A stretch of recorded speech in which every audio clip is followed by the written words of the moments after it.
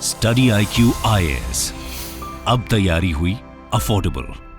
दोस्तों, कुदरत का एक दस्तूर है कि जो खुद को समय के साथ परिवर्तित नहीं करता, इवॉल्व नहीं करता, कहीं ना कहीं रेस में पीछे रह सकता है।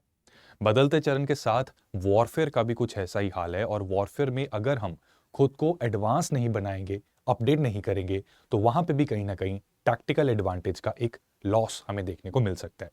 कॉन्सिक्वेंटली इंडियन डिफेंस सिस्टम्स और इंडिया की डिफेंस मिनिस्ट्री लगातार इस बात की कोशिश करती है कि हमारे डिफेंस सिस्टम्स अपडेटेड रहें और जिस भी प्रोक्योरमेंट की हमें जरूरत पड़ती है वो हम करते रहें। इसी के चलते आपसे कुछ आज शेयर करेंगे। मेरा नाम है चंदन शर्मा और स्टडी IQ के यूट्यूब चैनल पे आप सभी का हार्दिक अभिनंदन है। तो एक बहुत बड़ी डेवलपमेंट हो रही है दोस्तों कि आप सब जानते हैं कि जब वर्ल्ड वॉर 2 खत्म हुई, एक बहुत बड़ा धमाका, एक्चुअली 2 धमाके हमने किए हिरोशिमा नागासाकी में, और वो धमाका माना जा रहा था कि इसके बाद कन्वेंशनल वॉरफेयर का एक दौर खत्म हो जाएगा, क्योंकि न्यूक्लियर थ्रेट इतना ज्यादा बना रहेगा कि countries will often try to avoid a direct confrontation और अ डायरेक्ट कॉन्फ्लिक्ट। और इसी के चलते जो मॉडर्न वॉरफेयर है उसमें अब फील्ड या बैटलफील्ड के ऊपर डायरेक्ट लड़ाई नहीं होती, लेकिन अलग तरीके से लड़ाइयां होती हैं। शीत युद्ध के दौर में तो आपने देखा ही कि कैसे यूएसए और सोवियत रशिया आपस में एस्पियोनाज की लड़ाई इनमें चली थी। एस्पियोनाज मतलब जासूसी की लड़ाई, कि कौन क्या डेवलप कर रहा है, किस तरह का हथियार बना रहा है, कैसे दूसरे कंट्रीज को अपने इन्फ्लुएंस में लेना है। तो this was old cold war. इसी के साथ आज के दौर में साइबर अटैक शुरू हो गए हैं, साइबर वॉरफेयर स्टार्ट हो गया है, और जैसे यूएस चाइना के बीच में हम देख सकते हैं आज के दौर में वहां चल रही है इकोनॉमिक वॉरफेयर, और वो बाकी कंट्रीज को भी कहीं ना कहीं इंपैक्ट करती है। लेकिन सवाल यह बनता है कि क्या कन्वेंशनल वॉरफेयर बिल्कुल खत्म हो गई और वर्ल्ड वॉर 2 के बाद कोई ऐसी कन्फ्रंटेशन नहीं आई? तो जवाब है नहीं। काफी सारी कन्फ्रंटेशन हमें वर्ल्ड वॉर 2 के बाद भी देखने को मिलती हैं। अगर आप इन चित्रों को जरा ध्यान से देखेंगे, इन पिक्चर्स को ध्यान से देखेंगे, तो you can clearly see that Iraq में युद्ध हुआ था। ठीक है, 90s में इराक में वॉर हुई थी। उसके बाद अर्जेंटीना और इंग्लैंड यानी यूनाइटेड किंगडम, इनमें फॉकलैंड आइलैंड्स को लेकर युद्ध हुआ था 1982 में। इंडो पाक वॉर के बारे में तो हम सब जानते ही हैं, ये 1965 में हमारा एक आपस में भिड़ंत हुआ था, कन्फ्रंटेशन हुई थी। बांग्लादेश की लिबरेशन वॉर जो 1971 में हुई थी, वहां पर तो दोनों साइड से टू फ्रंट वॉर वो बन गई थी कि पहले ईस्टर्न पाकिस्तान के साथ थी, देन वेस्टर्न फ्रंट भी पाकिस्तान ने खोल दिया। और रिसेंटली, मोस्ट रिसेंटली, जहां पर डायरेक्ट कन्फ्रंटेशन पाकिस्तान के साथ हुई वो थी कारगिल वॉर। अब इन पिक्चर्स में आप बड़ा क्लियरली एक चीज देख सकते हैं, एक कॉमन चीज है, और वो कॉमन चीज है तोपें। चाहे वो टैंक यानी कि कैवलरी की फॉर्म में हो, या फिर कैनन्स, जैसे कि कारगिल में हमने बोफोर्स का इस्तेमाल किया था, तो वो आर्टिलरी की फॉर्म में भी हो सकता है। और बड़े ही एक जाने माने यूएस के जनरल ने एक कहावत अक्सर कही है कि एक बड़ा फेमस ऐसा इंसिडेंट है छोटा सा, कि यूएस प्रेसिडेंट ने एक जनरल को फोन किया और कहा कि who one the battle, who one the war. तो उन्होंने बड़ा ही कैजुअली रिमार्क किया कि you know who one the war, it is the artillery. यानी कि आर्टिलरी या कैवलरी, बेसिकली जहां पे टैंक्स आते हैं, जिसके पास टैंक्स और आर्टिलरी बेटर है, उसके चांसेस ज्यादा बन जाते हैं जंग जीतने में। And India, you people know, हम एक हॉस्टाइल नेबरहुड में रहते हैं। नॉर्थ और ईस्ट की तरफ हमारे चाइना है, ठीक है, बड़ा ही प्यारा प्यारा पड़ोसी मुल्क है हमारा, और अक्सर वहां पे हमारी कॉन्फ्रंटेशन भी रहती है उसके साथ। एंड वेस्ट में हमारे है पाकिस्तान, साउथ में श्रीलंका, वहां पर भी सिविल वॉर की उसकी भी अपनी हिस्ट्री है। तो एशिया या साउथ एशिया अगर हम कहें, काफी हद तक हॉस्टाइल है। कॉन्सिक्वेंटली हमने लगातार कोशिश की है कि हम अपनी आर्टिलरी और कैवलरी दोनों को अपडेट करते रहें। चाहे हमारा T-90 भीष्म हो या फिर अर्जुन टैंक हमारे पास हो, हम लगातार कोशिश कर रहे हैं कि हम टैंक्स के अंदर टैक्टिकल एडवांटेज बनाए रखें। लेकिन सामने वाले के पास भी तो टैंक हो सकते हैं। अब उन टैंक्स को कैसे ध्वस्त करना है, कैसे टारगेट करना है, ताकि हमारे पास एक स्ट्रेटेजिक एडवांटेज रहे, उसमें जरूरत पड़ती है एंटी टैंक गाइडेड मिसाइल्स की।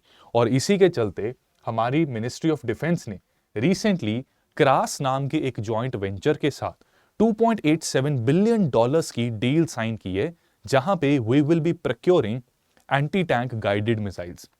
राइट, तो ये क्रास बेसिकली है क्या? KRAS stands for Kalyani Rafael advanced systems. तो इसमें कल्याणी बेसिकली इंडिया की कंपनी है, और रफाल एडवांस डिफेंस सिस्टम्स, आपको सुनने में लग रहा होगा कि ये फ्रांस की कंपनी है, but actually it's Israel company. Right, Israel में एम्यूनेशंस और वेपन्स बनाने की एक कंपनी है। तो इनका आपस में एक जॉइंट वेंचर है। जॉइंट वेंचर के साथ ही एंटी टैंक गाइडेड मिसाइल बनाते हैं, और ministry of defence of India हमने एक बहुत बड़ा ऑर्डर प्लेस किया है ताकि हम अपनी आर्मी को इस नए तरीके की spike anti tank guided missile से लैस कर सकें, right. These two companies and this joint venture is well known for its spike missiles, ठीक है। तो इसमें स्पाइक के भी काफी सारे वेरिएंट्स आ जाते हैं, काफी सारी इसकी वैरायटीज आ जाती हैं। तो कौन सी वैरायटी को हम एक्सपेक्ट कर सकते हैं, एंड गिवन कि आप सबको पता है कि पाकिस्तान में एक तो पॉलिटिकल टर्बुलेंस चल रही है, पीओके में भी काफी प्रोटेस्ट चल रहे हैं, आर्मी की हैवी प्रेजेंस है, चाइना के साथ हमारे रिलेशंस थोड़े स्ट्रेन्ड हैं। अभी रिसेंटली उन्होंने एक मैप भी लॉन्च किया है जिसमें कि उन्होंने गलत मैप वो दिखाया एंड अरुणाचल को पूरा का पूरा अपना बता रहे हैं, लद्दाख रीजन में इंक्रोचमेंट दिखा रहे हैं। So consequently these things are very provocative, so it's very important for India कि हम अपने आप को प्रिपेयर्ड रखें, and that is the reason कि हमने इन मिसाइल्स के लिए, इन एंटी टैंक वेपन्स के लिए हमने ऑर्डर प्लेस कर दिया। अब इससे पहले आगे की डिटेल्स में आपको बताऊं, फटाफट यहां पर थोड़ी सी डिविएशन लेंगे दैट अगर आप में से कई लोग यूपीएससी आईएएस 2024 की तैयारी कर रहे हैं तो स्टडी आईक्यू ने एक कोर्स स्टार्ट किया है जिसको प्रीलिम्स टू इंटरव्यू कहते हैं।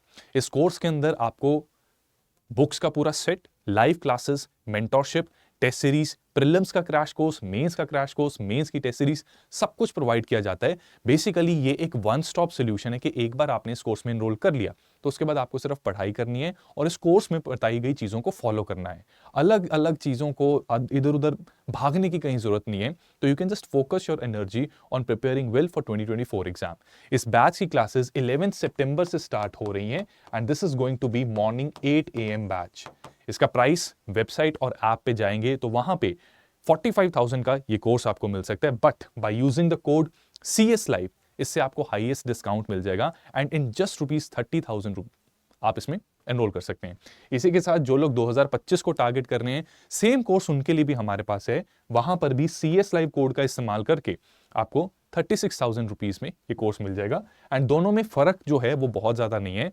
2025 क्योंकि इसमें समय ज्यादा है तो इसकी नंबर ऑफ क्लासेस ज्यादा होंगी और इस हिसाब से स्ट्रक्चर्ड हैं कि आप क्लास में अच्छे से सुनेंगे तो घर जाके बहुत ज्यादा बर्डन नहीं आपको महसूस होगा।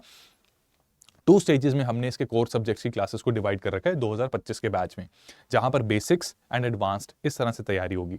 तो ऐसे प्रिपेयर करने से क्लास में ही आप ज्यादातर चीजें सीख लेंगे, घर पे बहुत बर्डन महसूस नहीं करेंगे। So that is why working professionals and college going students के लिए काफी एक अच्छा कोर्स माना जाता है। अलॉन्ग विद दिस 2024 और 25 दोनों का प्रीलिम्स का क्रैश कोर्स मिलेगा एंड इसमें मेंस रेजिडेंशियल प्रोग्राम भी है, जहां पर अगर आप P2I के स्टूडेंट हैं और आपने प्रीलिम्स क्लियर किया है तो हमारे साथ दिल्ली NCR में हमारे हॉस्टल फैसिलिटी में रह सकते हैं एंड वहां पे क्योंकि हम डायरेक्ट कॉन्टैक्ट में होंगे तो उसकी मदद से what is going to happen, you are going to get a much better guidance and immediate feedback on your answers. So ये चीज आपकी काफी हेल्प कर सकती है। 2025 में अगर 2024 का भी आपने पेपर क्लियर कर लिया और इसमें एनरोल्ड हो तब भी आपको MRP की फैसिलिटी 24 में भी मिलेगी। हैविंग सेड दैट, आगे की डिस्कशन को बढ़ाते हैं एंड अगर फर्दर आपको गाइडेंस चाहिए रिगार्डिंग प्रिपरेशन और रिगार्डिंग दीज कोर्सेज तो you can always message me here eight @helluchandan HELLOOCHANDAN। Telegram channel को कनेक्ट करना मत भूलिएगा एंड इंस्टाग्राम पे do follow me here. QR codes को स्कैन करके भी आप मुझ तक पहुंच सकते हैं। अब देखो यहां पर स्पाइक मिसाइल्स की बात हो रही है तो स्पाइक मिसाइल्स बेसिकली एक फैमिली ऑफ मिसाइल्स को कहा जाता है जो ओरिजिनली इजराइल में बनाई गई थी। Anti tank guided weapon systems हैं ये और कई रेंज में इसमें मिसाइल्स मौजूद हैं। देखिए एक ब्रॉड फैमिली है, उसका नाम स्पाइक है। अब उसकी कई वेराइटीज है। फॉर एग्जांपल टोयोटा है, टोयोटा एक ओवरऑल एक फैमिली ऑफ कार्स है, ठीक है। उसमें इनोवा भी आती है, एटियोस भी आती है and many other variants, right. Similarly यहां पर भी वही केस है। तो अगर कुछ प्रोमिनेंट वैरायटीज की बात करूं इसमें कौन सी मिसाइल आ सकती हैं तो एक इनकी शॉर्ट रेंज मिसाइल है which is called disposable spike SR। Long range missile भी मौजूद है यहाँ पर जिसको स्पाइक LR कहा जाता है एंड काफी सारी मिसाइल्स इसमें non line of site engagement ये प्रिंसिपल भी फॉलो करती हैं। ये एक टैक्टिकल एडवांटेज देते हैं और ये प्रिंसिपल जो है बेसिकली ये long range and short range दोनों में यूज किया जा सकता है, राइट। तो इसमें anti tank missiles in India की अगर बात करें तो इसमें हमारे पास ऐसा नहीं है कि हम क्रास की मदद से या इजराइल से इंपोर्ट ही करते हैं मिसाइल। हमने इंडिजिनियसली भी 2 इंपॉर्टेंट एंटी टैंक मिसाइल्स को डेवलप किया है। They are called as Helina and Dhruvastra. जहां एलिना आर्मी के लिए बनाई गई है वहीं ध्रुवास्त्र जो है वो एयरफोर्स के लिए डेवलप की गई है बाय DRDO, क्योंकि एंटी टैंक मिसाइल्स का इस्तेमाल आर्मी नहीं बल्कि एयरफोर्स को भी यूज करना पड़ सकता है। So these are 2 variants, Helina and Dhruvastra, right. इसी के साथ साथ जो इंडियन आर्मी है इस वक्त स्पाइक लॉन्ग रेंज को भी यूज करती है, जिसकी रेंज अप टू 4 किलोमीटर की है, राइट। लगभग 14 किलो का इसका वेट रहता है, और ये भी काफी हद तक इंडियन आर्मी को एक एडवांटेज देती है, जहां पर एनिमी टैंक्स को हम टारगेट करके ध्वस्त कर सकते हैं इससे पहले वो हमारे लिए कुछ बड़ा खतरा बन जाए। ये मिसाइल्स में non line of site mode भी यूज होता है। ये मोड में बेसिकली क्या होता है कि अगर हमारा टारगेट अभी अप्रोच कर रहा है and we have to basically hide ourselves, तो इट्स वेरी इंपॉर्टेंट कि बिल्कुल टैंक के सामने जाके सुनील शेट्टी बन के तो हम नहीं कर सकते, है ना, वो माइन उस तरह से नहीं कर सकते, तो हमें छिप के वार करना पड़ सकता है। तो non line of site mode actually हमें अलाउ करता है कि अगर कोई टैंक या एनिमी टैंक अप्रोच कर रहा है तो एक सेफ स्पेस से भी हम उसको टारगेट करके फायर कर सकते हैं। मोर ओवर स्पाइक मिसाइल्स में दो तरह के मोड्स भी यूज किए जाते हैं, which are fire and forget and fire and operate. ठीक है, इनके बारे में अभी पता लगेगा आपको, राइट। तो क्रास के साथ जो डिफेंस मिनिस्ट्री ने ये पूरा का पूरा ऑर्डर दिया है, तो क्रास का कहना है कि अगले 12 महीने में वो इस ऑर्डर को फुलफिल कर देंगे। एंड क्योंकि इंडिया मेक इन इंडिया को फॉलो कर रहा है, तो डिफेंस भी एक बहुत इंपॉर्टेंट इंडस्ट्री है। यहां पर इन मिसाइल्स को बनाने के लिए 90% मटीरियल जो है वो भारत से लोकली सोर्स मटेरियल को यूज किया जाएगा। तो यहां से स्मॉल एमएसएमई सेक्टर को भी कुछ बढ़ावा मिलता है, ठीक है, एंड डोमेस्टिकली जॉब्स भी प्रोड्यूस होती हैं, एंड मेक इन इंडिया का भी ऑब्जेक्टिव मीट हो रहा है, प्लस हम आत्मनिर्भर बन रहे हैं। सबसे बड़ी बात ये चीज है, राइट। तो रिसेंटली अब स्पेक्यूलेशंस यहां पे हो रही हैं कि देखो यहां पर जब इतनी बड़ी डील ऐसे होती है ना, तो डिटेल्स नहीं बताई जाती, all those things are part of classified documents. तो एग्जैक्टली कौन सी मिसाइल इंडिया लेगा एंड क्रास से क्या हम प्रोक्योर करने वाले हैं, उसकी बहुत डिटेल्स तो नहीं बताई गई, पर स्पेक्यूलेशन चल रही हैं। अभी रिसेंटली जुलाई 2018 में क्रास ने एक state of the art facility की इनॉग्रेशन की थी, which was there in Hyderabad, और यहां पर 700 मिलियन रुपीस का इन्वेस्टमेंट किया गया था।